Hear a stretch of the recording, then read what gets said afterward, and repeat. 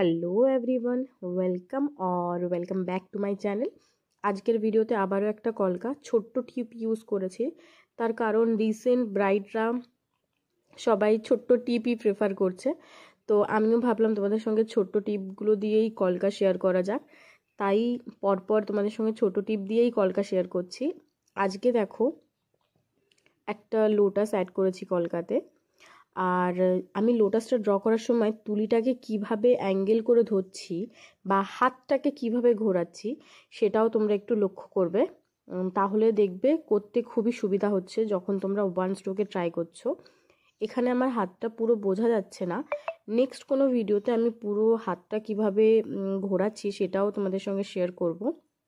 তো আমার ভিডিওতে শুধু না, অন্য যে কলকা আর্টিস্ট আছে যারা ভিডিও আপলোড করে তাদের ভিডিওতেও তোমরা এই জিনিসটা অবশ্যই খেয়াল করবে যে তারা তুলিটাকে কিভাবে ধরছে বা মুভমেন্টটা হচ্ছে তুলির, আর তারা তুলিটাকে কিভাবে প্লেস করছে, মানে না সরি তুলি না, হাতটাকে কিভাবে রাখছে।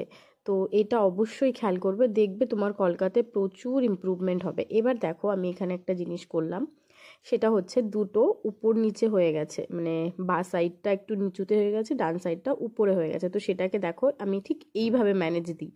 এটা তোমাদের সঙ্গে এই জন্যই শেয়ার করলাম।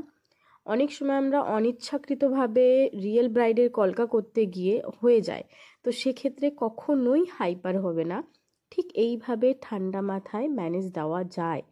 তো সবসময় মাথাটাকে ঠান্ডা রাখবে, মানে টেনশন নিলে তার মানে ভাবো তোমার কাজটা একদম নষ্ট। আর একটা কাজ নষ্ট হওয়া মানে তারপর আস্তে আস্তে সব কাজেই তোমার একটুখানি ডিলে হবে, টেনশন বাড়বে।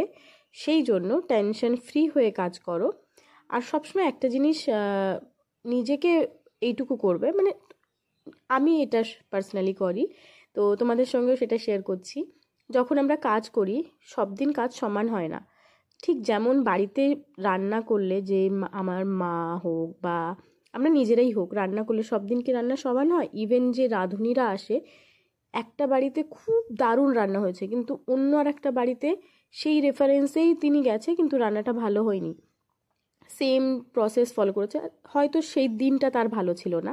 তো এক্স্যাক্টলি সেমভাবে সব জায়গায় যে আমাদের খুব ভালো হবে বা সব ক্লায়েন্ট আমরা পাবো তা কিন্তু না, কখনো কখনো আমাদের দিনটাও খারাপ যায়।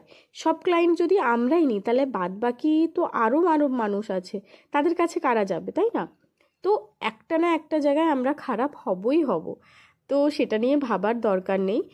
সবসময় নিজের বেস্টটা ট্রাই করবে যাতে নিজেকে বুঝ দেওয়া যায় বা নিজে স্যাটিসফাই থাকা যায় যে হ্যাঁ আমি আমার বেস্টটা ট্রাই করেছিলাম, বাট আজকের লাকটা খারাপ ছিল। তো এইভাবে নিজেকে মোটিভেট করবে, তাহলে দেখবে তোমার কাজ ভালোই হবে। আর এখন আমি হোয়াইট দিয়ে হাইলাইট করছি। আজকের কলকাতায় আমি একটু ডট বেশি ইউজ করেছি আর ডটগুলো একটু বড় ইউজ করেছি। আর যেহেতু একটু জুম করে ভিডিওটা করা আজকে, সেই জন্য হয়তো ডটগুলো খুব বড় মনে হলেও অ্যাট দ্য এন্ডে আমি একটা ফটো অ্যাড করে দিয়েছি, সেটা দেখো, তাহলে আশা করি তোমরা বুঝতে পারবে এক্স্যাক্ট সাইজটা। আর আমি খেয়াল থাকে না আমার, নেক্সট টাইম থেকে না আমি একটা সাইডে স্কেল রেখে দেখাবো কিংবা আঙুল দিয়ে মেপে দেখিয়ে দেবো অ্যাট দ্য এন্ড লাস্টে যে আমার কলকাটা এক্স্যাক্টলি কতটা বড় হয়েছে। আর এই টিপটা না আর কোনো সাইজ লেখা নেই বলে আমি তোমাদের সঙ্গে মেনশন করতে পারলাম না। এইটা final look. Please like, share and subscribe my channel and thanks for watching.